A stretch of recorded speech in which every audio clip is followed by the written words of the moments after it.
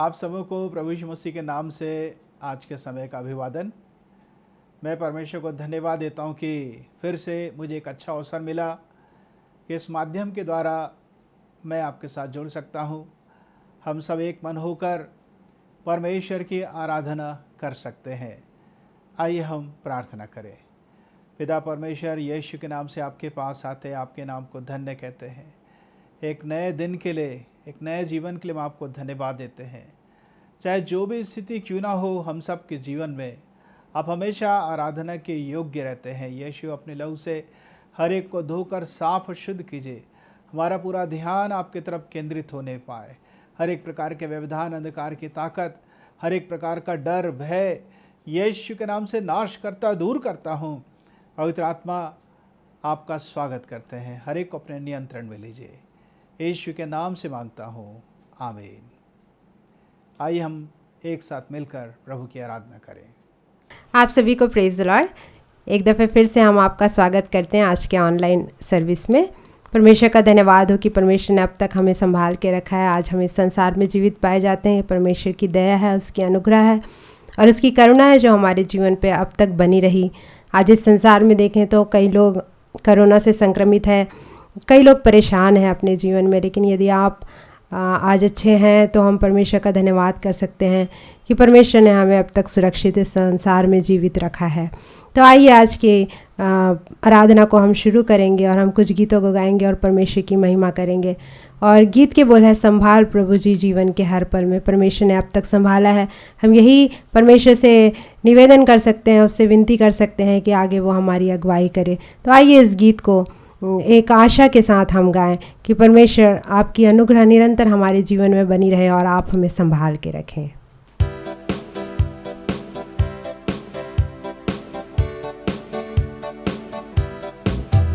संभाल प्रभु जी जीवन के हर पल में, संभाल प्रभु जी जीवन के हर पल में।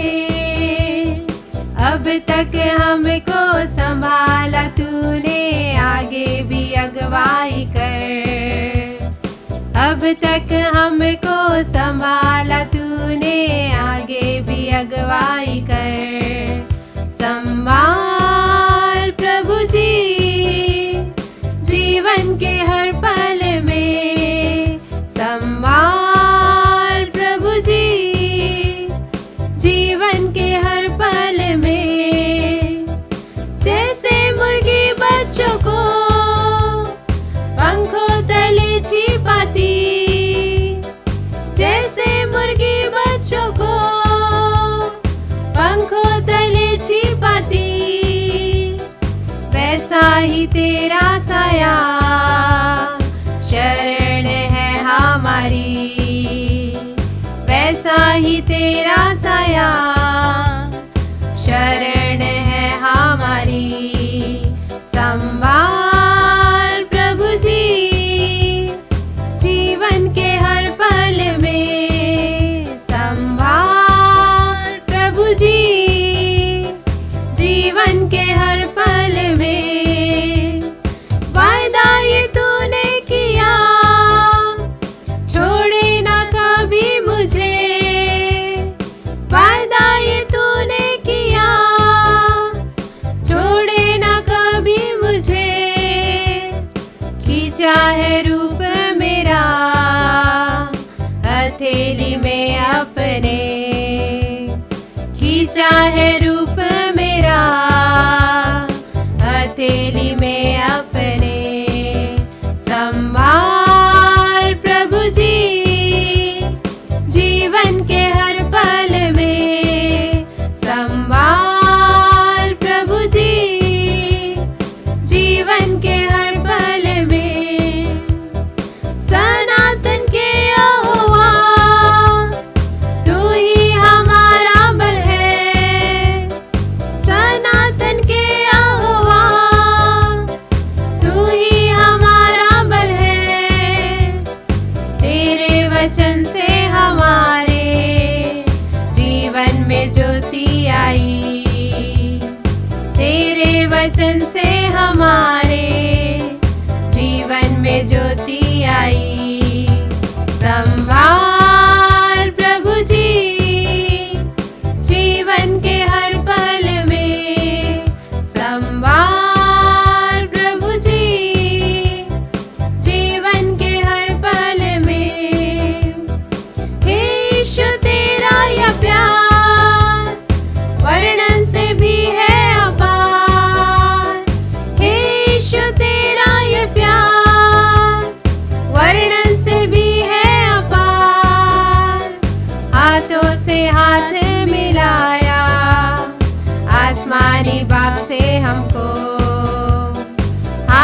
से हाथ मिलाया, आसमानी बाप से हमको संभाल प्रभु जी, जीवन के हर पल में संभाल प्रभु जी, जीवन के हर पल में। अब तक हमको संभाला तूने, आगे भी अगुवाई कर। अब तक हमको संभाला तूने, आगे भी अगुवाई कर। संभाल प्रभु जी, जीवन के हर पल में संभाल प्रभु जी, जीवन के हर पल में।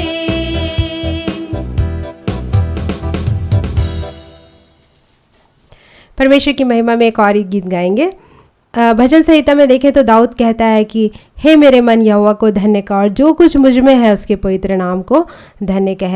हमारा जो जीवन है वो परमेश्वर के प्रति निरंतर धन्यवाद से भरा रहना चाहिए, क्योंकि परमेश्वर ही है जो हमारे लिए अपने प्राण को हमारे लिए दे दिया उसने, तो हम हमेशा धन्यवादित रहें। तो आइए बड़े आनंद के साथ इस गीत को गाएंगे, हे मेरे मन यहोवा को धन्य धन्य कहो।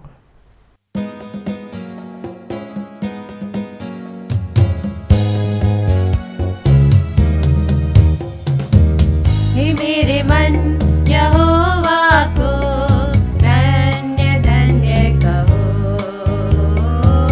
हे मेरे मन यहोवा को धन्य धन्य कहो। जो कुछ भी मुझ में है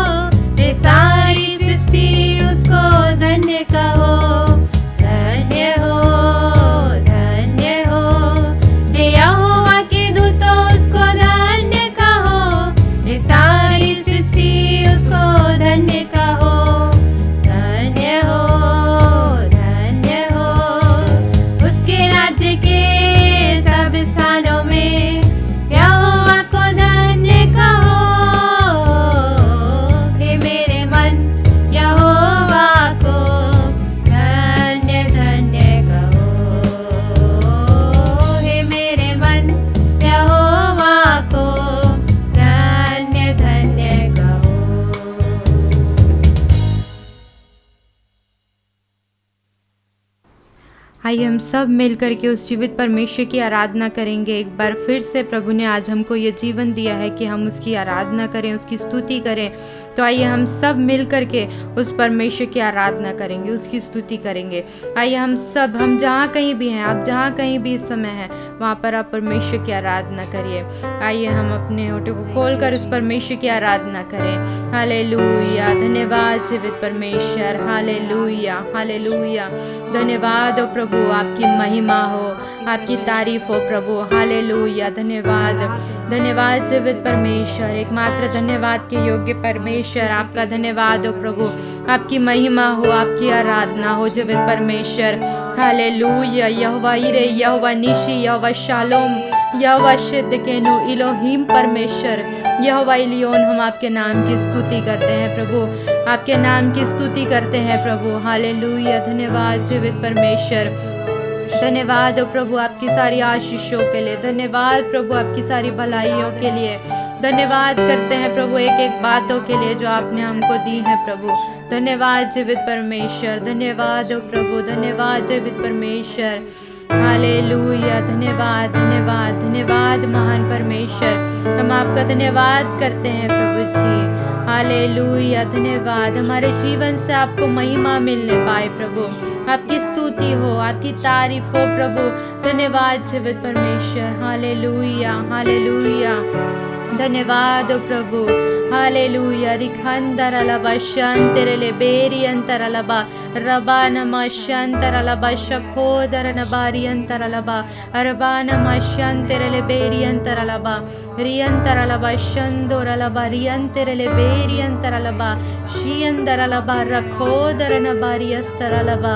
thank you Jesus, thank you Lord, धन्यवाद जीवित परमेश्वर। हालेलुया, धन्यवाद हो प्रभु जी, धन्यवाद जीवित परमेश्वर, धन्यवाद हो प्रभु, आपकी स्तुति हो प्रभु। इस गीत को जब हम गाते, शून्य से लेके तूने मुझे रच लिया अपने ही रूप में, हम सब मिलकर के इस गीत को गाएंगे। सचमुच में उस परमेश्वर की हम आराधना करें, उसका धन्यवाद करें कि सचमुच में कैसे अद्भुत रीति से परमेश्वर ने हमको बनाया है, हमको रचा है, हमको अपने स्वरूप और समानता में हमको बनाया है परमेश्वर ने। उस परमेश्वर का धन्यवाद दें और धन्यवाद के साथ इस गीत को हम गाएंगे। शून्य से लेके तूने मुझे रच लिया अपने ही रूप में, प्रेम किया है अनंत प्रेम से, दिया पुत्र मेरी मुक्ति के लिए, अनोखा प्यार है तेरा, करूँगा स्तुति तेरी मैं सर्वदा, अनोखा प्यार है तेरा, करूँगा स्तुति तेरी मैं सर्वदा। जग में आया यीशु स्वर्ग छोड़ के, मेरा सारा दंड सह लिया उसने, कोड़े खा के क्रूस उठा के यीशु ने मुझे मुक्ति और चंगाई दे दी है, अनोखा प्यार है तेरा, करूँगा स्तुति तेरी मैं सर्वदा, अनोखा प्यार है तेरा, करूँगा स्तुति तेरी मैं सर्वदा। अन्न वस्त्र और सभी आशीषें दी मुझे तुमने भरपूरी से, खतरों और सब मुसीबतों से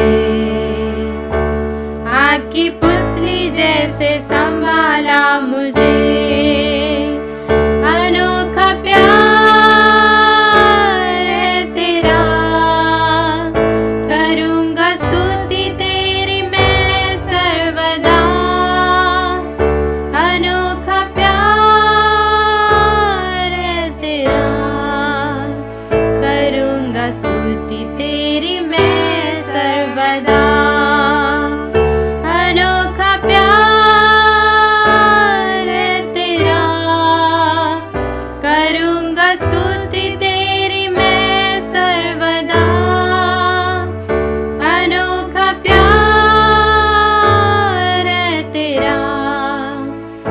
करूँगा स्तुति तेरी मैं सर्वदा, करूँगा स्तुति तेरी मैं सर्वदा। हालेलुया, धन्यवाद जीवित परमेश्वर। आपकी स्तुति हो, आपकी आराधना हो, आपकी महिमा हो जीवित परमेश्वर। हालेलुया, धन्यवाद जीवित परमेश्वर कि आपने हमें अन्न वस्त्र और सभी आशीषों को आपने हमें दिया है प्रभु जी। आपका धन्यवाद करते हैं जीवित परमेश्वर कि आपने हर खतरों हर मुसीबतों से हमको संभाला है, अपने आँख की पुतली की नाई हमारी रक्षा की है, हमारी सहायता की, हमें संभाला है जीवित परमेश्वर। हम आपका धन्यवाद करते हैं प्रभु जी कि आपका कैसा अनोखा प्यार है प्रभु जी। हम आपकी स्तुति करते हैं प्रभु, आपके प्रेम के लिए आपका धन्यवाद करते हैं जीवित परमेश्वर। हालेलुया, धन्यवाद जीवित परमेश्वर, धन्यवाद महान परमेश्वर। आपकी महिमा हो, आपकी स्तुति हो। रियंतरलबा शंतरले बेरियंतरलबा रखोदरनबा शंदरलबा रिखालबा अरकांदलबा शदोरंदलबा रबेदरन ब्रोखालबा शथेरले बेरियंतरलबा कोरियंदरलबा शियंतरलबा रखोदना ब्रखंदलस्तोरबा ननयस्तरलबा हिरंतो लगारलबा शंतनबा रदोरबा नमशंतरले बेरियंतरलबा। Thank you Jesus, thank you Lord. धन्यवाद जीवित परमेश्वर। आपकी महिमा हो, आपकी स्तुति हो प्रभु, आपकी आराधना हो जीवित परमेश्वर।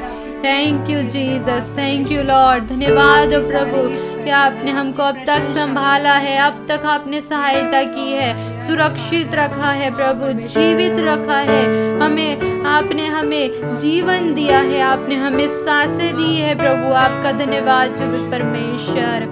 सभी अच्छे पदार्थों से आपने हमें तृप्त किया है, हमारे जीवन को आशीषित किया है प्रभु। आपका धन्यवाद जीवित परमेश्वर। Thank you Lord, thank you Jesus. Hallelujah, धन्यवाद हो प्रभु। और इस गीत को जब हम गाते हैं कि तेरा हूँ ए रब, इस गीत को जब हम गाते हैं, हम प्रभु की आराधना करें, उसकी स्तुति करें, और हम सब मिल करके इस गीत को गाएंगे, उस परमेश्वर की हम महिमा करें और परमेश्वर से कहें कि प्रभु हम आपके हैं, आप हमारे परमेश्वर हैं और हमारा जीवन आपका है, हम आपके हैं प्रभु। आइए इस गीत को हम गाएंगे।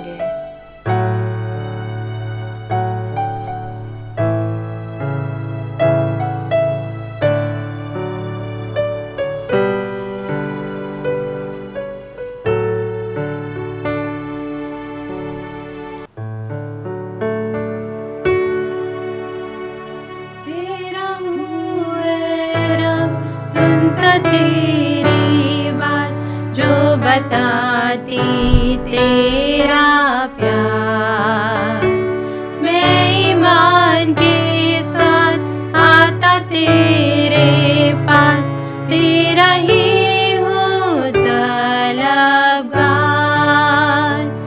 रख तू मुझको मुझको मुझको ए मसीह, जहाँ चश्मा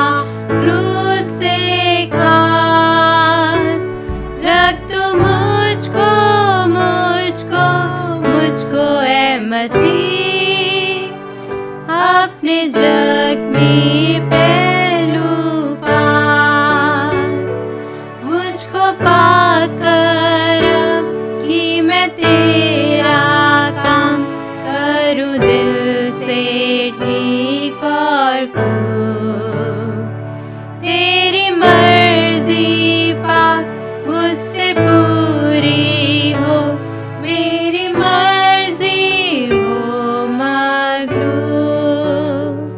रख तू मुझको मुझको मुझको ए मसीह, जहाँ चश्मा क्रूस से खास। रख तू मुझको मुझको मुझको ए मसीह, अपने जख्मी पहलू पास। कैसी राहत आज दिल को मिलती है, जब मैं जाता पाक हुजूर। जब मैं दुआ में आता तेरे पास तब तू करता है मसूर। रख तू मुझको मुझको मुझको है मसीह, जहाँ चश्मा क्रूस से खास। रख तू मुझको मुझको मुझको है मसीह, अपने जख्मी पहलू पास। तेरा मीठा प्यार और भी जानूंगा, जब मैं जाऊंगा आसमान। जब मैं देखूंगा तेरे चेहरे को, तब खुश होगी मेरी जान।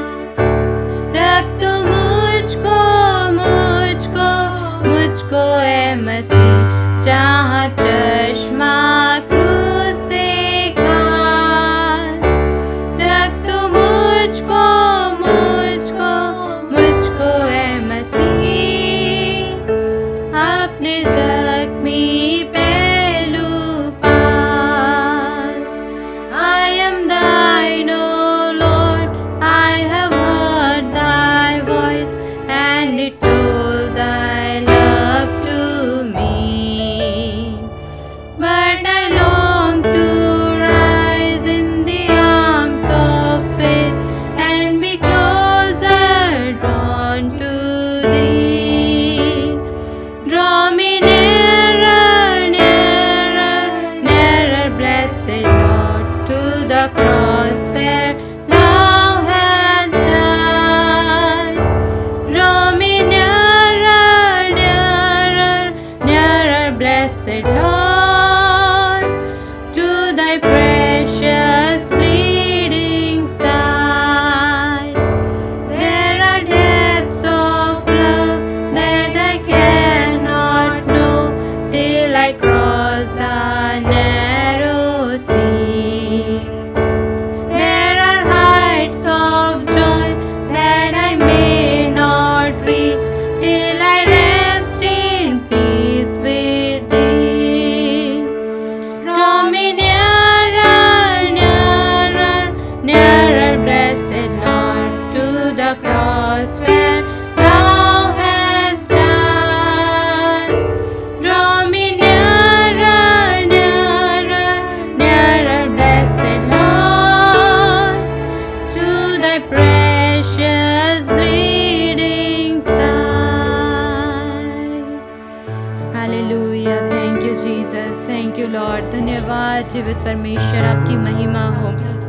आपका धन्यवाद करते हैं प्रभु जी।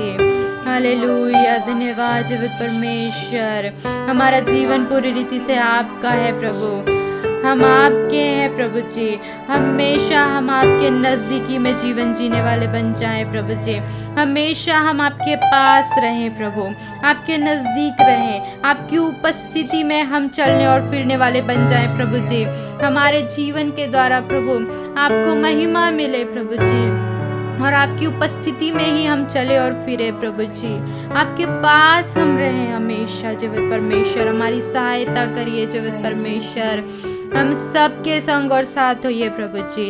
इस समय जितने लोग प्रभु इस आवाज को सुन रहे हैं, एक एक के संग और साथ होइए प्रभु, कि हर एक इन दिनों में आपकी नज़दीकी में जीवन जीने वाले बन जाएं प्रभु। आपके पास आपकी नज़दीकी में रह सके प्रभु जी। जब हर तरफ लोग डरे हुए हैं, लोग परेशान हैं, लेकिन आपके लोग जितने इस समय सुन रहे हैं, हम सब की इस समय सहायता करिए कि ऐसी सारी परिस्थितियों में हम आपके पास रहे प्रभु जी। आपके उस प्रेम को हम याद करें कि कैसा प्रेम आपने हमसे किया, और उस प्रेम को याद करते हुए प्रभु जी आज हमारा यही निर्णय हो प्रभु आज के दिन में कि हाँ प्रभु, हर समय हम आपकी उपस्थिति में पाए जाएं। चाहे कोई भी परिस्थिति क्यों ना हो, वो बातें हमको आपके प्रेम से अलग ना करने पाए प्रभु जी। कोई भी बातें कितनी भी परेशानियां हमारे जीवन में आ जाए, लेकिन कोई भी बातें हमको आपके प्रेम से अलग ना करने पाए प्रभु जी। लेकिन आपका प्रेम हमारे जीवन में रहे और आपकी उपस्थिति में हम चलते और चलते चले जाएं प्रभु। जितने लोग सुन रहे हैं हर एक के लिए विनती और प्रार्थना करते, हर एक के संग और साथ हो, हर एक को आप आशीषित करिए प्रभु जी और अपनी महिमा में आप बढ़ाइए प्रभु। हर एक के तकलीफ़ों को आप दूर करिए, परेशानियों को आप दूर करिए प्रभु जी, कि हर एक आपके साथ जीवन जीने वाले बन जाए प्रभु और आपकी महिमा हम सब के जीवन के द्वारा से होने पाए। हर बातों में आपका धन्यवाद करते हुए और आगे के सारे समय को आपके हाथों में सौंपते हुए छोटी सी विनती को प्रभु यीशु मसीह के नाम से मांगते हैं, आमीन।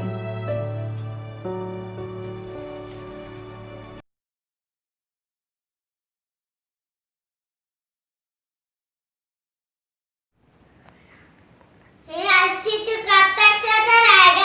तेरा नींद कब तक टूटेगी? हमारी दिन भर की रोटी आज हमें दे। हे यहोवा, तेरे आज्ञा से पार चलेगा।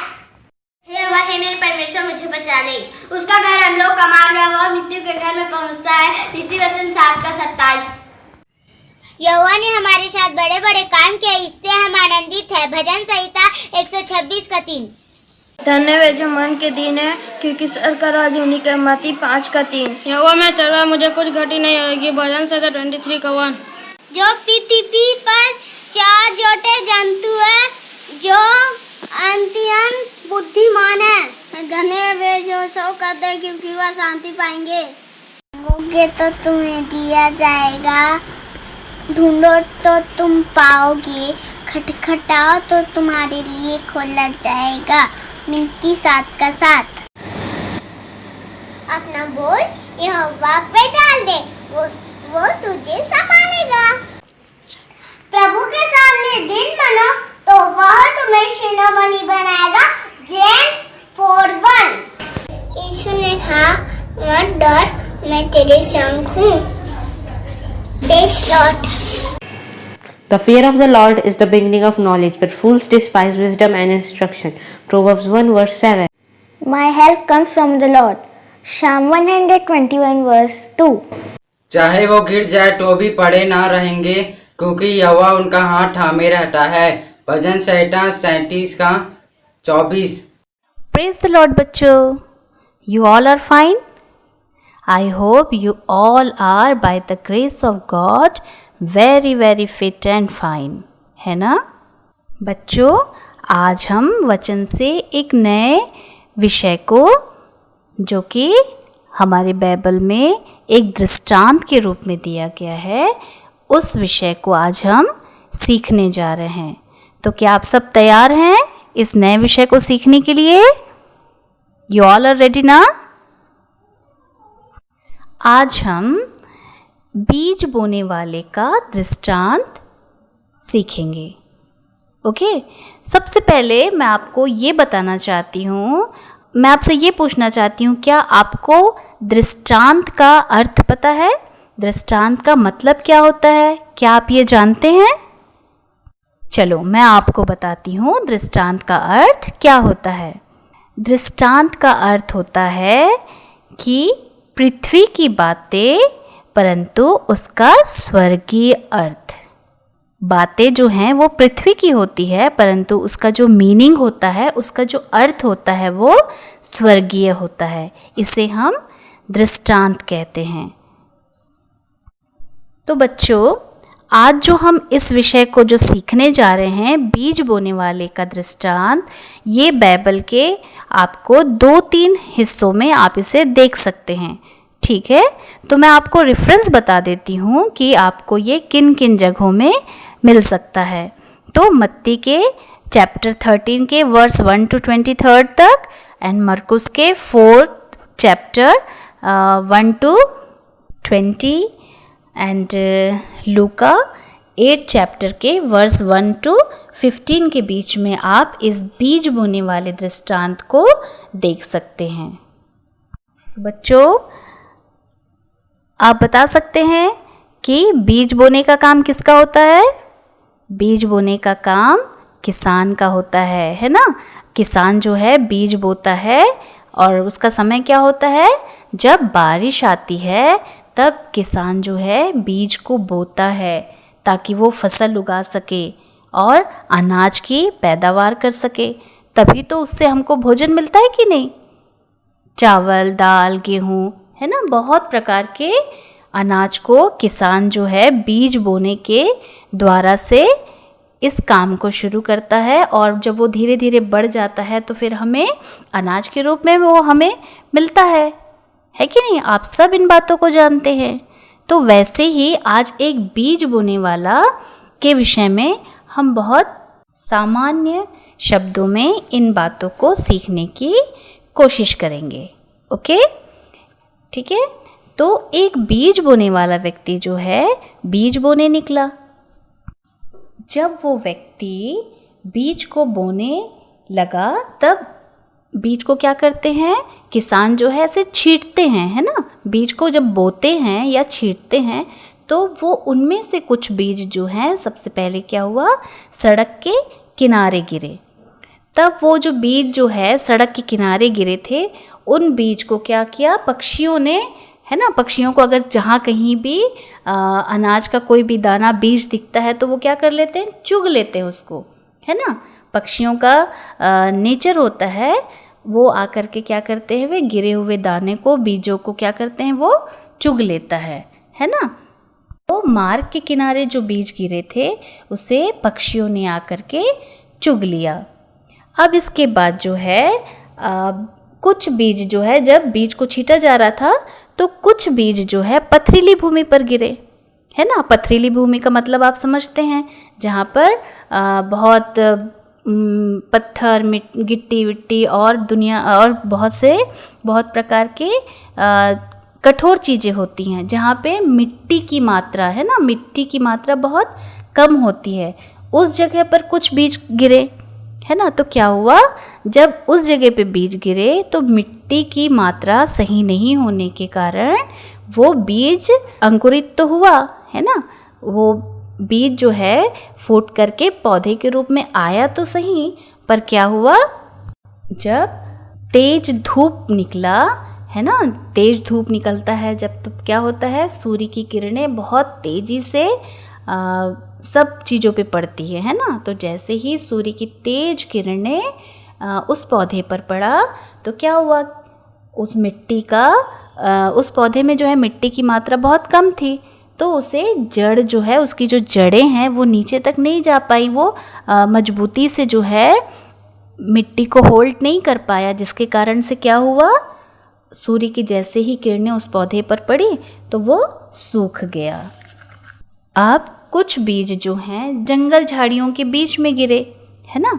तो जंगली झाड़ियों ने क्या किया, उन बीज को जो है दबा करके उन बीजों को बढ़ने नहीं दिया, है ना। बीज तो जो है फूट करके अंकुरित हुए, लेकिन जंगल झाड़ियाँ जो थी वो उन पौधों को, जो कि बहुत छोटी छोटी अंकुरित होती हैं ना, तो उन पौधों को जंगल और झाड़ियाँ जो हैं उसे दबा करके बढ़ने ही नहीं दिया, जिसके कारण से उसमें फल नहीं लग सका, है ना। अब जो है लास्टली, अब वो जो कुछ बीज जो हैं अच्छी ज़मीन पे गिरे, है ना। अच्छी ज़मीन मतलब जहाँ पर बहुत अच्छी मिट्टी थी और बहुत ही अधिक मात्रा में मिट्टी थी, उस जगह पे गिरा।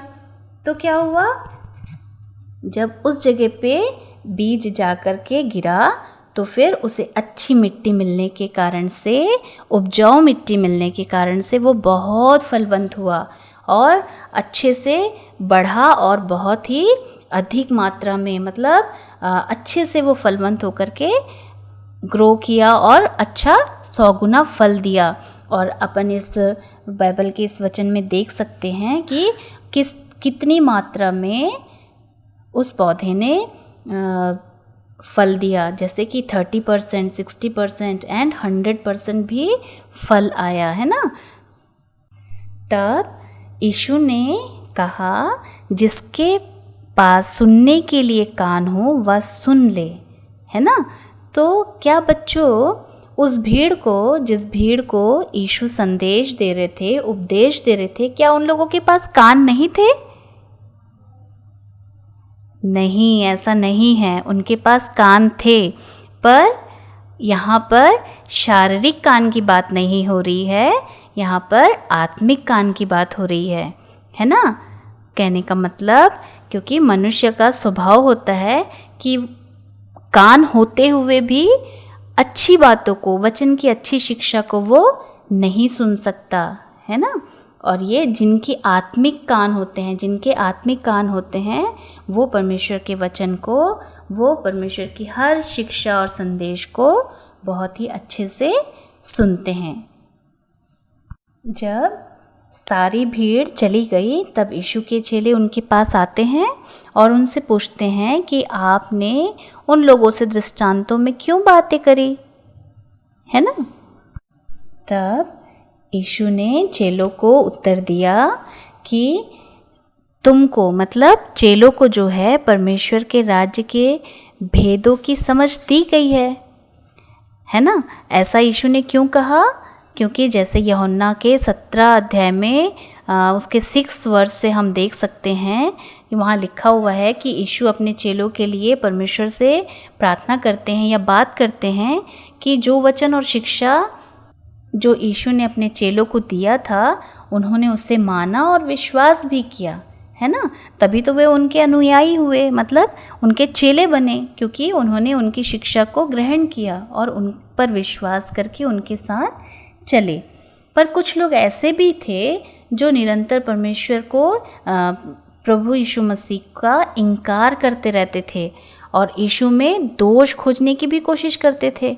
जैसे शास्त्री, सदूकी और फरीसी जो थे, उनको बाइबल के विषय में बहुत जगहों में बहुत जानकारियाँ थी और हम बाइबल में उनके बारे में जान सकते हैं कि उनके लिए लिखा गया है कि वे हमेशा प्रभु यीशु के कार्यों को देख करके वो ग्रहण नहीं करते थे, बल्कि क्या करते थे, वो यीशु को दोषी ठहराना चाहते थे।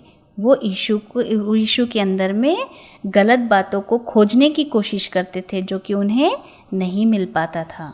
वे अपने आप को तो बहुत बुद्धिमान, ज्ञानवान और इन वचन का बहुत ज्ञान रखने वाले वो लोग अपने आप को मानते थे, इसलिए वो केवल यीशु के पीछे हमेशा उनकी बुराई खोजने के लिए लगे रहते थे। तो ऐसे लोग जो वचन को तो जानते थे पर ग्रहण नहीं करते थे, इसीलिए यीशु ने कहा कि तुम्हें तो स्वर्ग के परमेश्वर के राज्य की भेद समझने के लिए समझ दी गई है, परंतु कुछ लोग तो इन बातों को नहीं समझ रहे थे ना। तो ऐसे लोगों के लिए परमेश्वर ने उस वचन को कहा था जिसे मैं आपको पढ़ के सुनाऊंगी। लूका 4:12 में लिखा हुआ है ना, इसलिए कि वे देखते हुए देखे और उन्हें सुझाई ना पड़े, और सुनते हुए सुने भी और ना समझे, ऐसा ना हो कि वे फिरे और क्षमा किए जाए, है ना। जो अपने मन को कठोर कर लेता है और वचन को जानते हुए भी विश्वास ना करे और देखते हुए भी उनके अंदर विश्वास को बढ़ने ना दे, ऐसे लोगों के लिए कोई क्षमा नहीं है। अब यीशु इस बीज बोने वाले दृष्टांत की व्याख्या कर रहे हैं। जैसे जब बीज बोने वाला निकला तो सबसे पहले मार्ग के किनारे जो बीज गिरे, वो बीज जो हैं जब गिरे तो क्या हुआ, आकाश के पक्षियों ने उस बीज को आकर के खा लिया, है ना। अब हम इसका आत्मिक अर्थ देखेंगे। देखो, इसमें जो है सबसे पहले बीज जो है वो क्या है, परमेश्वर का वचन है ना। तो परमेश्वर का वचन जब बोया जाता है, मतलब जब हम वचन को सुनते हैं, किसी के भी माध्यम से जब हम वचनों को सुनते हैं तो उसे बीज बोना कहते हैं, है ना। तो जैसे ही जो बीज जो है मार्ग के किनारे गिरे, उसे पक्षियों ने चुग लिया। उसी प्रकार से जब हमारे लिए भी वचन को बोया जाता है, अगर हम उसे अपने जीवन में, अपने मन में स्थान नहीं देंगे तो उस वचन को क्या करता है, शैतान चुरा लेता है। जैसे पक्षियों ने उस दाने को, उस बीज को चुग लिया, उसी प्रकार से अगर हम भी वचन को स्थान नहीं देंगे, हम उसे अपने हृदय में ग्रहण नहीं करेंगे, तो शैतान उसे हमारे जीवन से चुरा लेता है।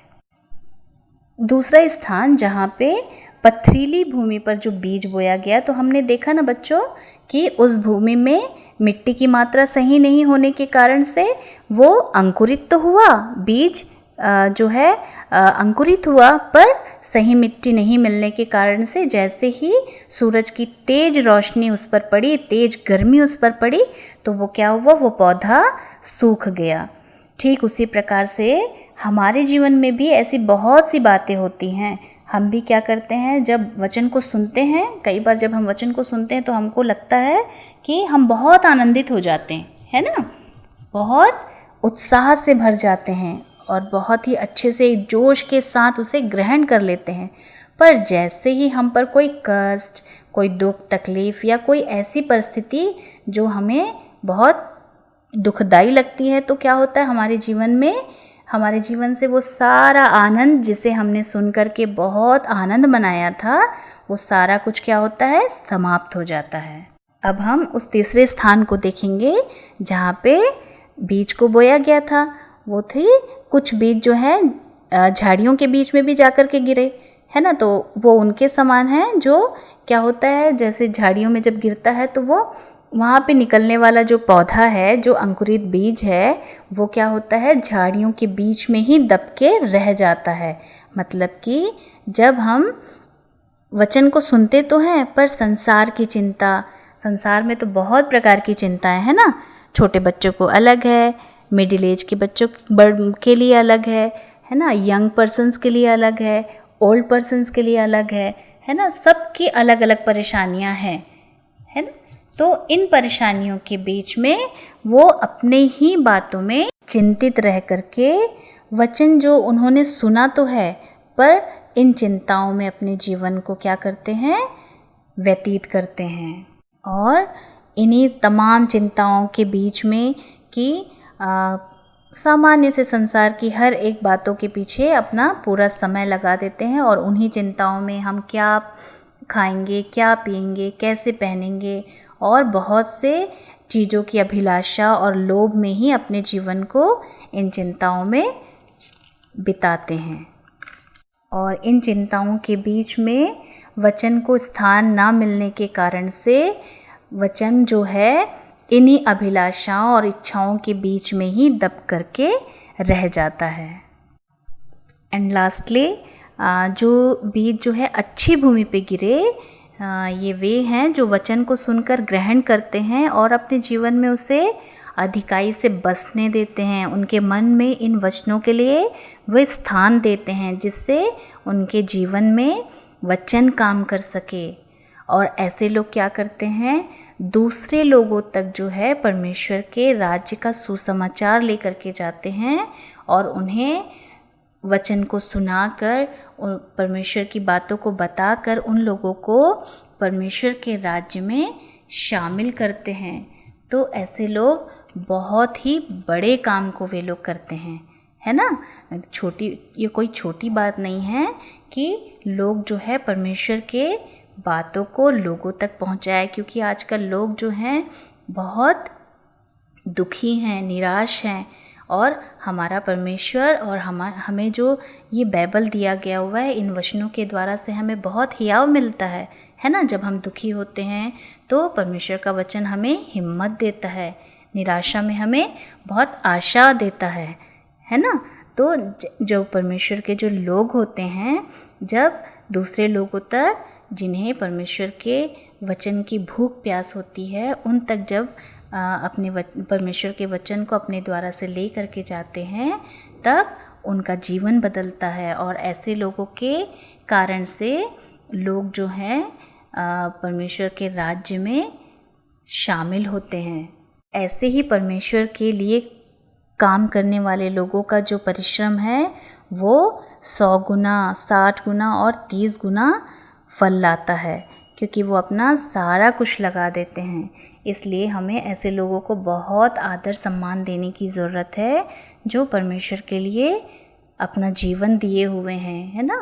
सारा कार्य करते हैं ना मनुष्यों के लिए, जगहों में अलग अलग जगहों में जा कर के बहुत परिश्रम करते हैं, बहुत सामान्य ढंग से ये कार्य नहीं करते हैं। उन्हें बहुत सारी कठिन परिस्थितियों का सामना करना पड़ता है। इसलिए हमें प्रभु के दास लोगों का बहुत सम्मान करना चाहिए। तो हमने देखा कि जो अच्छी भूमि में जो बीज गिरा वो किस तरीके से फलवंत होता है और किस तरीके से उसका प्रतिफल 30 गुना, 60 गुना और 100 गुना के रूप में मिलता है ना। तो बच्चों, अब से आप क्या करेंगे? वचन को किस तरह अपने मन में स्थान देंगे? सड़क के किनारे गिरे बीज के समान, या पथरीली भूमि में गिरे बीज के समान, झाड़ियों के बीच में गिरे बीज के समान, या अच्छी भूमि में गिरे हुए बीज के समान, है ना। अब ये निर्णय आपको करना है, क्योंकि हमने देखा कि स्टार्टिंग के जो 3 प्लेसेस थे, जो 3 जगहें थी, वहाँ पे उन बातों से हमने सीखा ना कि वो उस स्थान में वचन का सही स्थान नहीं है ना। केवल अच्छी भूमि में ही कोई भी बीज जैसे अंकुरित होता है, वैसे ही अगर हम अपने मन को अच्छा रखेंगे तभी हमारे जीवन में भी अच्छे फल आएंगे, है ना। तो हमें क्या करना है? हमें वचन को जो है अपने मन में बसने देना है, क्योंकि जब वचन हमारे मनों में मजबूती से जब जड़ पकड़ता है तो हमें संसार के इस जीवन में कैसी भी कठिनाइयाँ, दुख, तकलीफ़, किसी भी प्रकार की निराशा की बातें आ जाए, हमारे जीवन में वचन होने के कारण हम हमेशा क्या रहेंगे? स्थिर रह सकते हैं, है ना। हम डगमगाएंगे नहीं, क्योंकि वचन की पकड़ हमारे मनों में बहुत अधिक गहरा है ना। जो परमेश्वर के वचन को बहुत अच्छे से अपने मन में स्थान देते हैं, उनके अंदर किसी भी प्रकार का लोभ, लालच और दूसरों की वस्तुओं को पाने का लोभ नहीं आता, क्योंकि परमेश्वर का वचन उनसे बात करता है। यदि कोई गलत विचार उनके मनों में आ भी जाए तो परमेश्वर का वचन जो है उन्हें अलर्ट करता है, सचेत करता है कि तुम गलत कर रहे हो। और ये सब कब होता है? जब वचन हमारे मन में हो, है ना। इसलिए बच्चों, आपने देखा ना कि वचन का हमारे मन में स्थान पाना कितना आवश्यक है। तो बच्चों, परमेश्वर आप सबों को इन वचनों के साथ बहुतायत की आशीष दे। Praise the Lord and God bless you. जो संदेश आज मैं बताने जा रहा हूँ उसका शीर्षक है लाभ तथा हानि। हमारे जीवन में ऐसी बहुत सारी बातें हैं जिससे हानि हो सकती है, लेकिन फिर भी आज मैं बाइबल से आपको बताना चाहूँगा कि कौन कौन सी बातें हानिकारक हैं।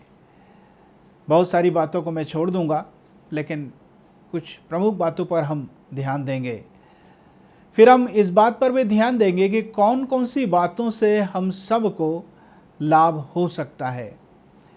जब मैं लाभ की बात कहता हूँ तो मेरे कहने का ये मतलब नहीं कि हम कोई गलत काम करके, गैर कानूनी काम करके लाभ को प्राप्त कर लें। जी नहीं, हम मसीही जीवन के साथ एक संतुलन बनाकर ऐसा काम करेंगे जिससे हमें से हर एक को लाभ हो सकता है हर क्षेत्र में।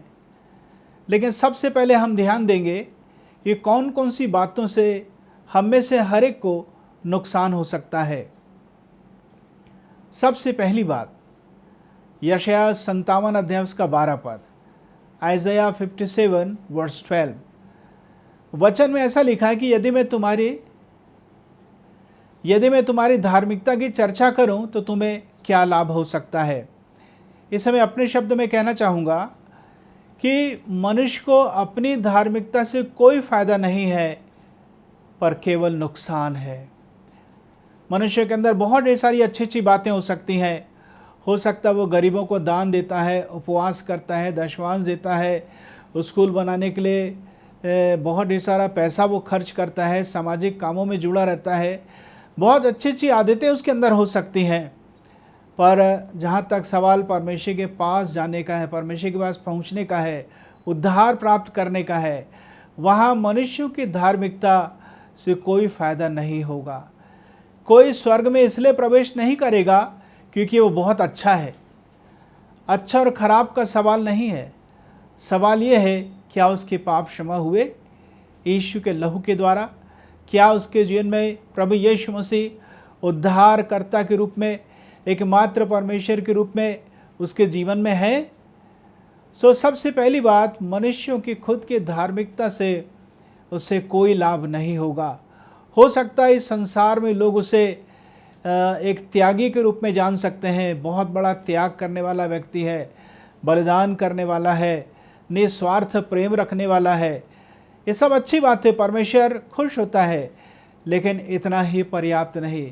मैं आपको समझाना चाहूँगा, यदि कोई व्यक्ति चंद्रमा तक पहुँचना चाहता है और ऊंचे से ऊंचे स्थान में पृथ्वी पर वो चढ़ाई कर रहा है या चढ़ रहा है, जैसे कि हिमालय पर्वत पर वो चढ़ गया, पर क्या वो चंद्रमा पहुंच गया? क्या वो चंद्रमा के नज़दीक पहुंच गया?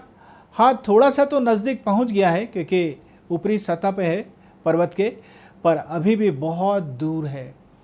ऐसे ही प्रयोग, मनुष्य के अंदर बहुत अच्छी अच्छी बातें हो सकती हैं, अच्छे अच्छे गुण हो सकते हैं, लेकिन इतना ही पर्याप्त नहीं। मनुष्य के अंदर कोई ऐसा गुण नहीं कि उस गुण के द्वारा मनुष्य के पाप क्षमा हो सके। आप सन्यासी हो सकते हैं, आप साधु हो सकते हैं, आप हो सकता है कि तपस्या करने वाले व्यक्ति हो सकते हैं, परंतु आपके गुण के द्वारा आपके पाप क्षमा नहीं हो सकते।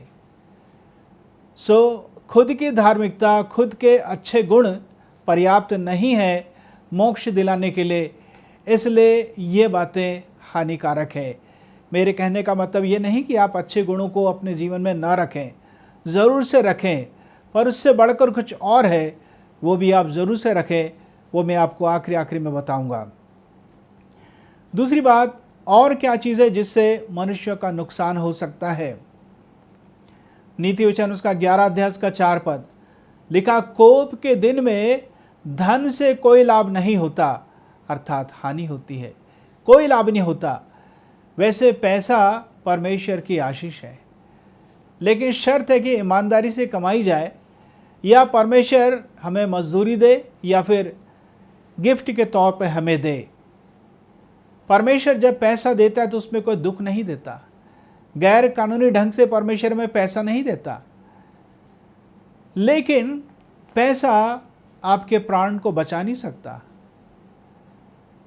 लिखा है बाइबल में मत्ती 16 अध्याय के 26 पद में कि मनुष्य यदि सारे पृथ्वी को प्राप्त कर ले, पूरी दुनिया को प्राप्त कर ले, परंतु यदि अपने प्राण की हानि उठाए तो उसे क्या लाभ हो सकता है?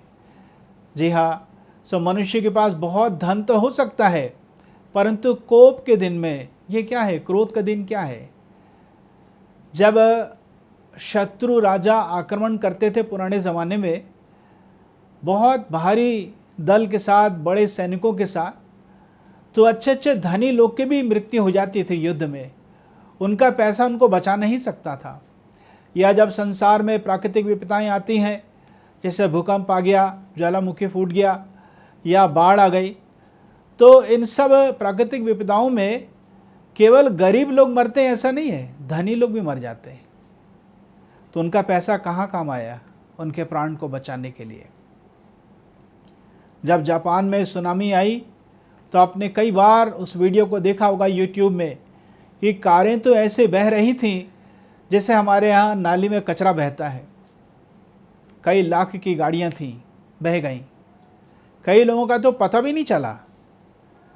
कोप के दिन में धन से कुछ लाभ नहीं होता। प्रकाशित वाक्य की पुस्तक में लिखा है कि परमेश्वर के क्रोध के प्याले, कटोरे उंडेले जाएंगे इसी दुनिया पर, और कई प्रकार की विपत्तियां इस संसार में आएंगी, लेकिन मनुष्य पैसा देकर उस विपत्ति से बच नहीं पाएगा। पैसा रखना अच्छी बात है, पैसा कमाना अच्छी बात है, लेकिन पैसा ही सब कुछ नहीं है आपके जीवन में, इससे कोई लाभ नहीं होगा। तीसरी बात जिससे कोई लाभ नहीं है, 2 तीमुथियुस उसका 2 अध्याय उसका 14 वचन, मैं अपने शब्द में कहना चाहूँगा, तर्क वितर्क से कोई फायदा नहीं है। हो सकता है आप किसी की बात से सहमत नहीं हैं, पर आप तर्क वितर्क मत करिए। जिस पर वो विश्वास करते उनका नाम मत लीजिए, उस तरीके से उस व्यक्ति के पास अप्रोच मत करिए, पहुंचिए मत।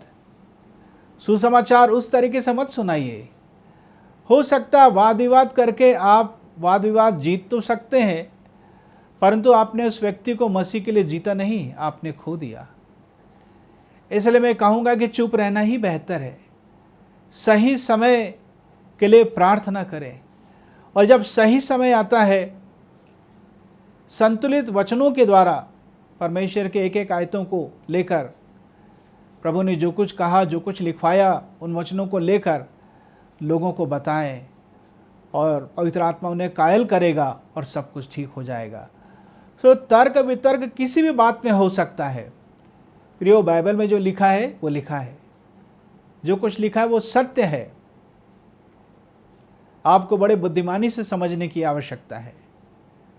गलतियों की पत्री उसका 5वां अध्याय उसका 2 पद, जो कोई व्यक्ति मसीह यीशु पर विश्वास करने के बाद भी व्यवस्था पर चलना चाहता है तो उससे कुछ भी लाभ नहीं है। गलतियों की पत्री जो लिखी गई वो गलतिया नाम के प्रांत के अंतर्गत जितनी भी कलीसियाएं स्थापित की गई थीं, पौलुस और अन्य प्रचारकों के द्वारा उन्हें ये पत्री लिखी गई थी। गलतिया वास्तव में एक खास एक ही स्थान का नाम नहीं था, बल्कि उस प्रांत के अंतर्गत ढेर सारे शहर आया करते थे। गलतिया प्रांत में, क्षेत्र में जो कलीसियाएं थीं, पौलुस पत्र लिखकर कहता है कि जिन बातों को मैंने गिरा दिया, यदि मैं फिर से उन्हें बनाता हूँ तो मैं अपने आप को अपराधी ठहराता हूँ। और उन्होंने विश्वास से मसीह जीवन को प्रारंभ किया, परंतु अब व्यवस्था की बातों को मानना शुरू कर दिए। प्रिय, व्यवस्था खराब नहीं है, परंतु व्यवस्था जो है मसीह यीशु के आने तक के लिए उनकी शिक्षक थी, टीचर थी। मैं आपसे पूछना चाहता हूँ, आप हायर सेकेंडरी पास हो गए 11th या 12th, क्या आप फिर से प्राइमरी क्लास में एडमिशन लेना चाहेंगे? काफ़ी कुछ ऐसा ही है आपको समझाने के लिए। व्यवस्था की बातों के अधीन अब हम नहीं हैं। अब हमें पापों की क्षमा प्राप्त करने के लिए पशु पक्षियों के लहू की आवश्यकता नहीं। प्रभु यीशु सर्वश्रेष्ठ बलिदान आपके और मेरे लिए क्रूस पर उस कीमत को चुका दिए, बलिदान हो गए आपके मेरे लिए। उससे बढ़कर कोई और बलिदान नहीं है। मैंने आपसे कहा, अब पर्वों को और दिनों को मानने की आवश्यकता नहीं है। फसह का जो पर्व था वो यहूदियों के लिए था, वो मसीही लोगों के लिए नहीं है। हाँ, अब हम इसे आत्मिक रूप से मनाते हैं, जैसे कि फसह का मेमना जो यहूदियों का होता था वो पशु होता था, लेकिन अब हमारे लिए और जगत के सारे लोगों के लिए जो मेमना है वो प्रभु यीशु की तरफ संकेत करता है। 10वें दिन लेके रखना, 14वें दिन गोधूली के समय उसका वध करना।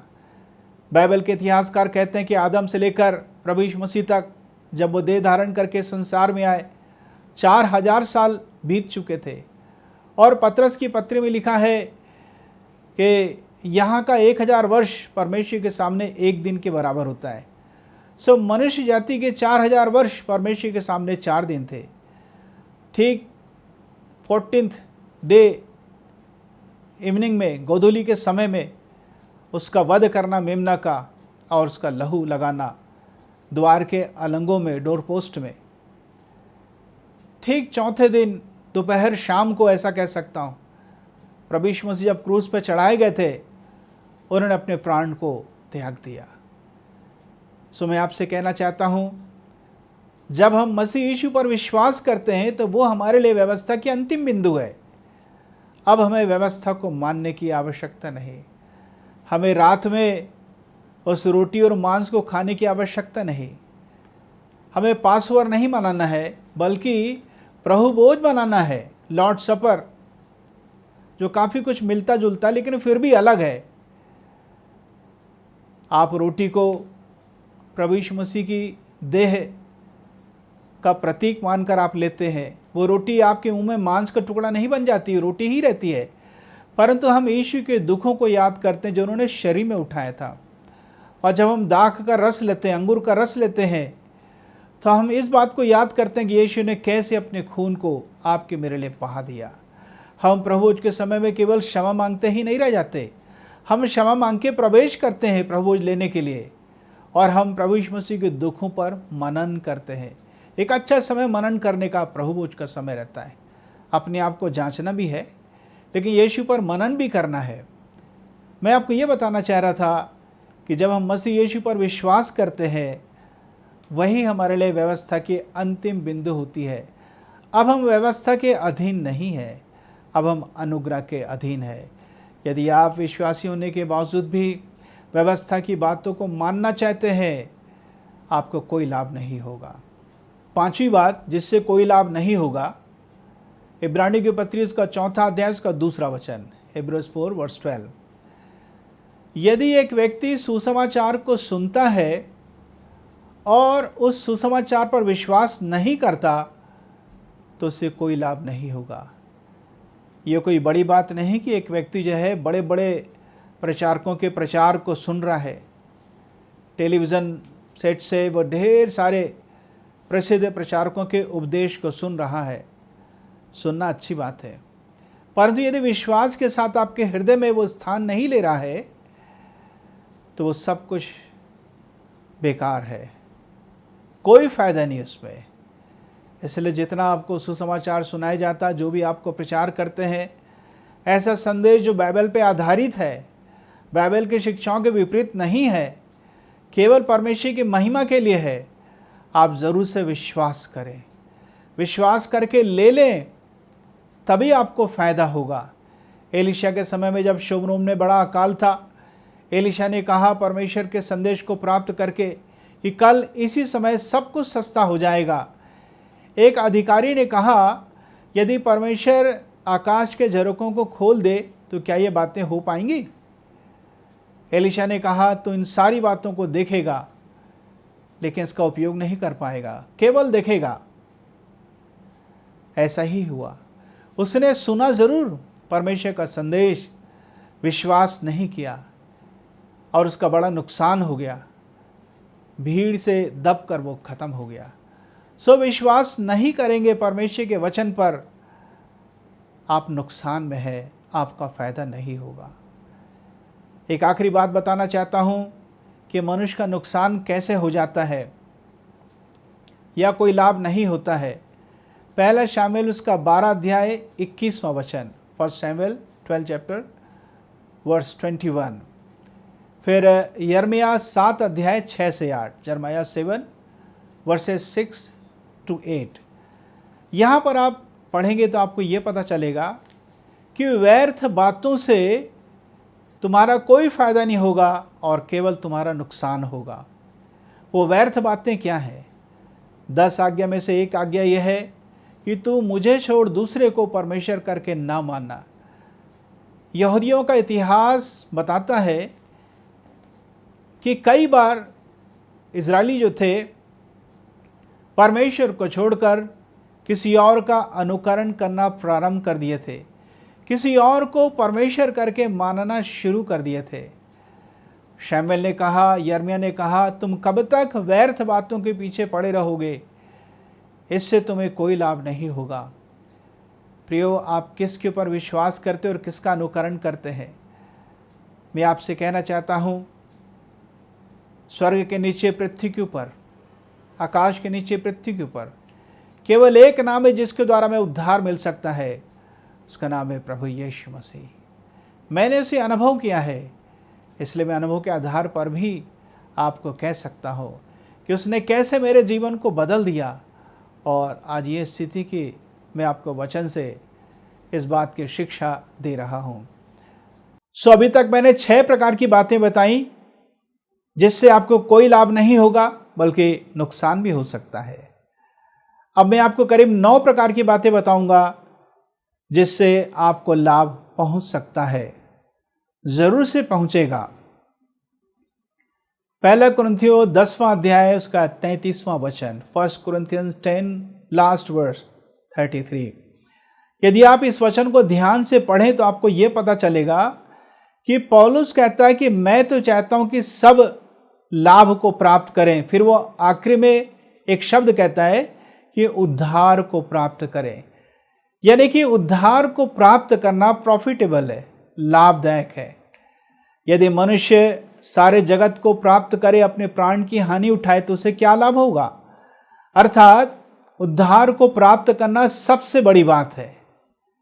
प्रियो, जब जापान में बम गिरा था हिरोशिमा में, तो कितने धनवान व्यक्ति रहे होंगे, कितना पैसा उनके पास रहा होगा, परंतु कुछ फायदा हुआ? यहां से भी चले गए, सब लोग तो नहीं कह रहा हूं, जितने खत्म हुए उनकी बात कर रहा हूं, पर कई ऐसे भी रहे होंगे जिनका उद्धार नहीं हुआ था, पापों की क्षमा का अनुभव उन्होंने प्राप्त नहीं किया था, तो कहां गए होंगे? अधोलोक में, नरक की आग की एक शाखा है। उद्धार को प्राप्त करना सबसे बड़े लाभ को प्राप्त करना है। हो सकता है कि आप काफी कीमती चीज का संग्रह करते होंगे, आपके पास बहुत पैसा होगा, ढेर सारी कारें होंगी, ढेर सारे घर भी हो सकते हैं। अच्छा है, परमेश्वर को महिमा मिले। लेकिन एक और को जोड़ लीजिए, एक और अनुभव को जोड़ लीजिए, वो उद्धार का अनुभव। उद्धार को प्राप्त करने के लिए अब हमें तपस्या करने की आवश्यकता नहीं, या बलिदान चढ़ाने की आवश्यकता नहीं। उद्धार प्रभु यीशु मसीह निःशुल्क, सेंतमेत, फ्री में आपको देना चाहते हैं। आप जहां भी हैं वहीं प्रार्थना कर सकते हैं, हे यीशु मुझ पर दया कर, मेरे सारे पापों को क्षमा कर, मेरे जीवन में आ जा और मेरा उद्धार कर। लिखा है, जो सुसमाचार पे विश्वास करेगा और बपतिस्मा लेगा उसका उद्धार होगा। जो मन में विश्वास करेगा कि यीशु मृतकों में से जिलाए गए और अपने मुंह से शब्दों को उच्चारित करके कहेगा कि यीशु मेरा अब मालिक है, स्वामी है, उद्धार करता है, एकमात्र उद्धार करता है, तो जरूर से उसको उद्धार मिलेगा। सबसे पहली बात जिससे हमें लाभ पहुंच सकता है वो है उद्धार। दूसरी बात जिससे हमें लाभ हो सकता है वो है परमेश्वर का लिखित वचन या परमेश्वर के द्वारा बोला गया वचन। 2 तिमोथेयुस उसका 3 अध्याय 16 और 17 बाइबल में लिखा है कि परमेश्वर के वचन की जो शिक्षाएं होती हैं, बाइबल की जो शिक्षा वो हमारे लिए लाभदायक है, इसलिए वचन को पढ़ें। यीशु ने कहा जो सत्य को जानेगा तो सत्य उन्हें स्वतंत्र करेगा। वचन को पढ़ना है। शैतान आपको रोकना चाहता है कि आप वचन को ना पढ़ें। वचन को पढ़ने के लिए, मनन करने के लिए आपके मन में जो इच्छाएं रहती हैं शैतान छीन लेता है। आप जबरदस्ती पढ़ें, आप इसे दवाई समझकर पढ़ें, क्योंकि इससे नुकसान नहीं होगा बल्कि फायदा ही होगा। इतिहास इस बात का गवाह रहा है कि जहां नरभक्षी लोग रहा करते थे, जहां क्रूर लोग रहा करते थे, जब बाइबल उनके पास पहुंची तो ना केवल उनका जीवन बदला बल्कि हर एक बुरी आदतें उनके जीवन से निकल गई। हालेलुया। किसी ने कहा कि बाइबल इन्फॉर्म नहीं करती, बाइबल ट्रांसफॉर्म करती है। अर्थात पवित्र बाइबल आपको सूचना नहीं देती, केवल इतिहास की बात नहीं बताती, परंतु बाइबल आपको परिवर्तित करती है।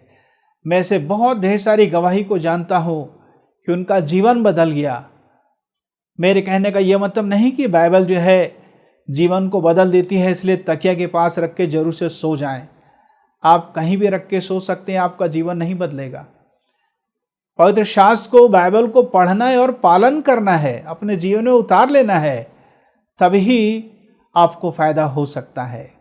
तीसरी बात जिससे आपको लाभ पहुंचेगा वह है परमेश्वर का अनुग्रह, गॉड्स ग्रेस। हिब्रूज 13:9, इब्रानी की पत्री 13 अध्याय उसका 9 पद लिखा है कि मन का अनुग्रह से दृढ़ रहना भला है। भला के बदले इंग्लिश बाइबल में लिखा प्रॉफिटेबल है। अर्थात परमेश्वर के अनुग्रह से हमेशा आपको लाभ ही मिलेगा, नुकसान नहीं होगा। वैसे अनुग्रह क्या है? What is grace? परमेश्वर के अनुग्रह का पहला मतलब होता है परमेश्वर आपका पक्ष लेता है, आपकी तरफ हो जाता है, ऐसा आप समझ जाएं। हालांकि आप इस आशीष को प्राप्त करने के लिए योग्य तो नहीं है, उस स्तर तक आप तो नहीं पहुंचे, परंतु परमेश्वर आपका पक्ष ले रहा है और वो अनुभव या वो आशीष आपको मिल जाएगी। लिखा अनुग्रह ही से तुम्हारा उद्धार हुआ। अनुग्रह से कई प्रकार की आशीषें हमें मिल जाती हैं। अनुग्रह से हम स्थिर रहते हैं। अनुग्रह से हम अच्छे चरित्र को प्राप्त करते हैं। अनुग्रह के द्वारा हम पवित्र आत्मा के दान वरदानों को प्राप्त करके परमेश्वर के लिए उपयोगी बनते हैं। सो ढेर सारी आशीषों का वर्णन है। सो तीसरी बात मैं आपको बताता हूँ, अनुग्रह के द्वारा हमेशा आप लाभ की स्थिति में रहेंगे। इसलिए इब्रानियों 4:16 में लिखा है, हिब्रूज 4 चैप्टर वर्स 16, कि आओ हम बड़े हियाव के साथ उस अनुग्रह के सिंहासन के नज़दीक चलें, ताकि हम पर वह दया हो, वह अनुग्रह मिले जो आवश्यकता के समय हमारी सहायता करे। प्रियो, मैं कहना चाहता हूँ, अनुग्रह को प्राप्त कर लें।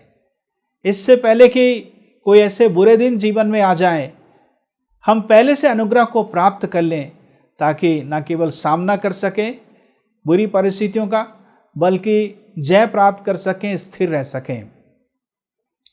चौथी बात जिससे हमें लाभ पहुंच सकता है, पहुंचता ही है यदि हमारे जीवन में यह अनुभव हो। 1 कुरिन्थियों उसका 12 अध्याय 7 वचन को विशेष रूप से पढ़ेंगे। वैसे तो पूरा अध्याय आप पढ़ें तो ज़्यादा अच्छा है। 1 कुरिन्थियंस 12:7 में लिखा है कि पवित्र आत्मा के दान वरदान हमारे लिए लाभ के लिए होते हैं। यूहन्ना बपतिस्मा देने वाले ने कहा कि मैं तो तुम्हें पानी का बपतिस्मा देता हूं, परंतु मेरे बाद जो आने वाला है वह तुम्हें पवित्र आत्मा से और आग से बपतिस्मा देगा। वैसे आग भी पवित्र आत्मा का ही बपतिस्मा है, लेकिन फर्क रूप में, फर्क ढंग से है। जब प्रभु यीशु मसीह पवित्र आत्मा से परिपूर्ण हुए तो कबूतर की नई पवित्र आत्मा उतरा। कबूतर जो है वो भोलेपन को, निर्दोषपन को दर्शाता है। प्रभु यीशु के जीवन में कोई ऐसा पाप नहीं था, वो निर्दोष निष्कलंक थे, इसलिए आग का बपतिस्मा जरूरी नहीं था। लेकिन जब 120 चेले पवित्र आत्मा से भर गए तो पवित्र आत्मा आग के रूप में दिखाई दिया। आग की सी फटती सी जीभ दिखाई दी, आग का बपतिस्मा मिला, क्योंकि हम मनुष्य पापी गुनहगार हैं। सो जब वो आग जीवन में आ जाती है, सब कुछ जो अनुचित है, पाप रूपी कचरा है, वो सब जल कर राख हो जाता है। पवित्र आत्मा का बपतिस्मा अपने आप में हमारे लिए लाभ के लिए है। और पवित्र आत्मा के 9 वरदानों का वर्णन है 1 कुरिन्थियों 12 अध्याय तथा 14 अध्याय में। 9 वरदानों को 3 भागों में बांटा गया है। सबसे पहला वरदान उच्चारण का वरदान, आपको बोलना ही पड़ेगा, तभी पता चलेगा वरदान काम कर रहा है। दूसरा वरदान रेवलेशन कहते हैं, प्रकाशन का वरदान। आप नहीं भी बोलेंगे तो कोई बात नहीं, आपको अपने मन में पता चल जाएगा। और जो तीसरा भाग है वरदानों का, वो है द गिफ्ट ऑफ पावर, सामर्थ्य का वरदान। और इन तीनों प्रकार के वरदान में 3-3 वरदान आ जाते हैं। सो पवित्र आत्मा का वरदान जब काम करता है तो आपके और मेरे नाम को प्रसिद्ध बनाने के लिए नहीं, परंतु इसलिए कि परमेश्वर को महिमा मिले और अद्भुत काम हो पृथ्वी पर। जी हाँ, सो आप अन्य भाषा जब बोलते हैं, यह भी एक वरदान है। अन्य भाषा जब आप बोलते हैं, आपको खुद समझ में नहीं आता जब तक कि पवित्र आत्मा का एक और वरदान, जो अन्य भाषाओं का वरदान जो रहता है, उसका अनुवाद करने का होता है। जैसे पवित्र आत्मा से प्रेरणा पाकर हम अन्य भाषा बोलते हैं, अज्ञात भाषा बोलते हैं, अननोन टंग बोलते हैं, वैसे ही हम पवित्र आत्मा से वरदान प्राप्त करके हम उसका अनुवाद भी करते हैं। ऐसा नहीं कि अन्य भाषा 1 मिनट तक था तो उसका जो अनुवाद हो रहा वो भी 1 मिनट तक हो, इन्हें ऐसा नहीं है। ये दोनों वरदान पवित्र आत्मा के द्वारा काम कर रहे हैं। सो इसे काम करने के लिए अवसर दें, पवित्र आत्मा को तुच्छ ना जाने। कब कब बोलना है अन्य भाषा? जब जब आप बोल सकते हैं।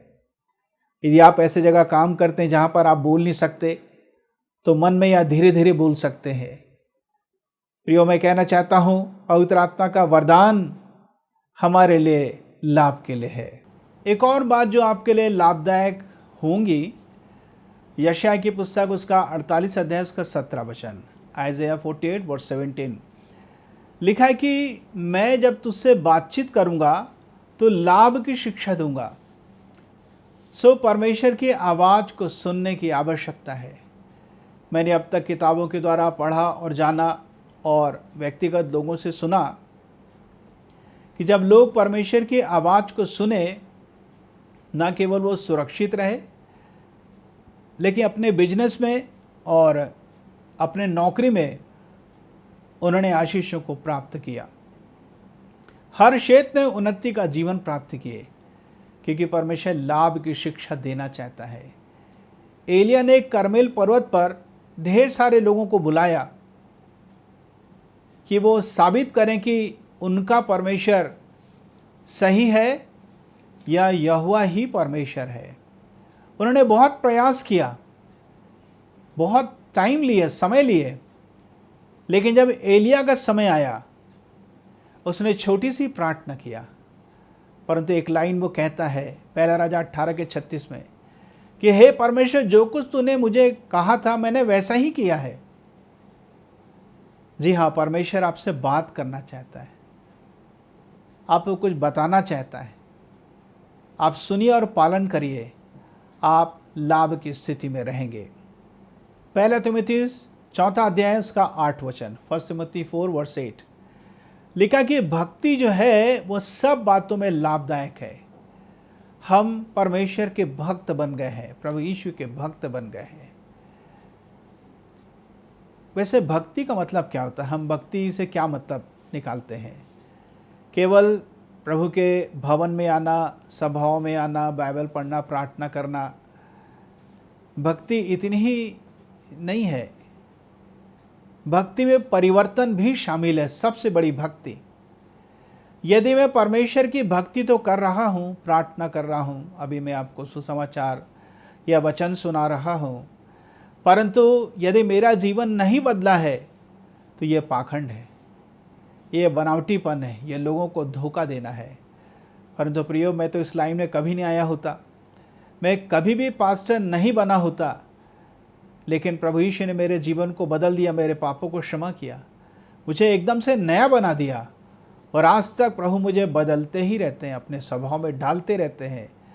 और उन्होंने मुझे ये काम सौंपा कि मैं हर एक को सचेत करूं और ये वचन सब तक पहुंचाऊं। सो भक्ति का मतलब केवल बाहर से नहीं, अंदर से भी, अर्थात मन में परिवर्तन है और बाहर शब्दों से प्रकट हो रहा है। सो भक्ति सब बातों में लाभदायक है। एक और बात है जिससे हमें शरीर को लाभ होता है, वो है परिश्रम। नीति वचन उसका 14 अध्याय उसका 23 वचन, प्रोवर्ब्स 14:23। हम किसी भी क्षेत्र में लें, जब मनुष्य बहुत परिश्रम करते हैं तो उन्हें लाभ होता है। चाहे आप किसी भी जाति की बात करें, जब उन्होंने बहुत परिश्रम किया बुद्धिमानी के साथ, तो उनको उनके व्यवसाय में बड़ा लाभ हुआ। हम जब प्रभु की सेवा करते हैं तो हमारा परिश्रम इस क्षेत्र में भी रहता है, और इसलिए लोगों का जीवन बदलता है। बड़ी संख्या में लोग विश्वास में आ जाते हैं। हमारा काम किसी को ईसाई बनाना नहीं, हमारा काम है सुसमाचार सुनाना। यदि वो परमेश्वर पे विश्वास करेगा तो उसका जीवन बदल जाएगा, विश्वास नहीं करेगा तो वो अपने लिए जवाबदार होगा जब परमेश्वर उसका न्याय करेगा। एक और बात जिससे लाभ होता है, 8वीं बात, वो है बुद्धिमानी या बुद्धि। अय्यूब की पुस्तक उसका 22 अध्याय उसका 2 पद। बुद्धिमान व्यक्ति को फायदा होता है। कौन है बुद्धिमान? इस संसार में रहकर सेकुलर स्टडीज़, यानी कि जो संसार की शिक्षा है उसको प्राप्त करना अच्छी बात है। डिग्री पर डिग्री आप प्राप्त करिए, पढ़ाई करिए, पर इससे आपके मसीही जीवन में कोई परिवर्तन नहीं आएगा। यदि ऐसा होता प्रियो, तो बाइबल की ज़रूरत ही क्या थी? हम संसारिक किताबों को पढ़कर ही बदल जाते। संसारिक शिक्षा प्राप्त करना अच्छी बात है, पर बुद्धिमान कौन है?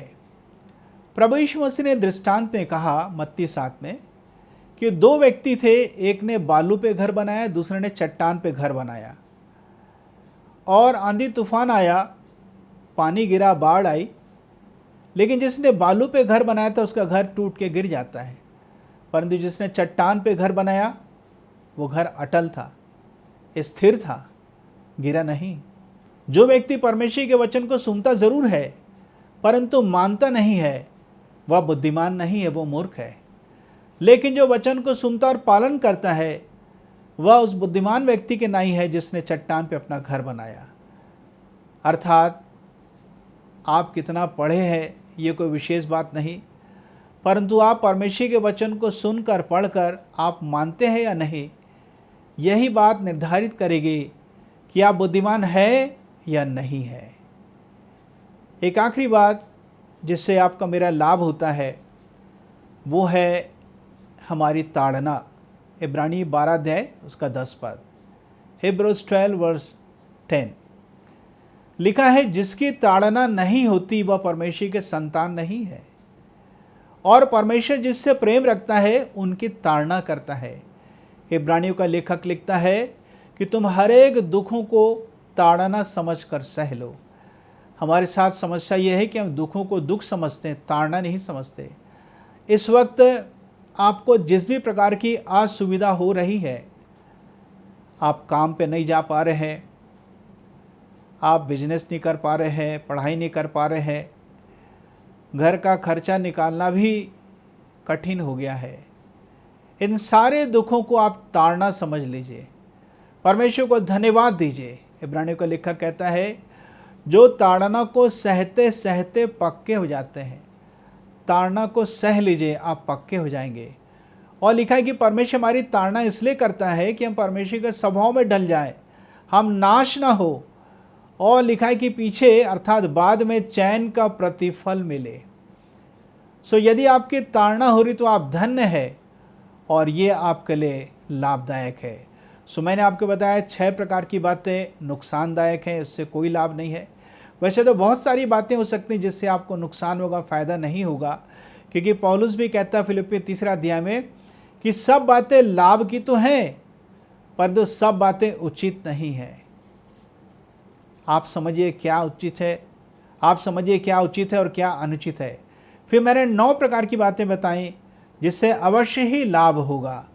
सो इस संदेश के द्वारा परमेश्वर आपको बड़ी आशीष दे। अब आपको चुनाव करना है, आपको लाभ चाहिए या हानि चाहिए। आइए हम प्रार्थना करें।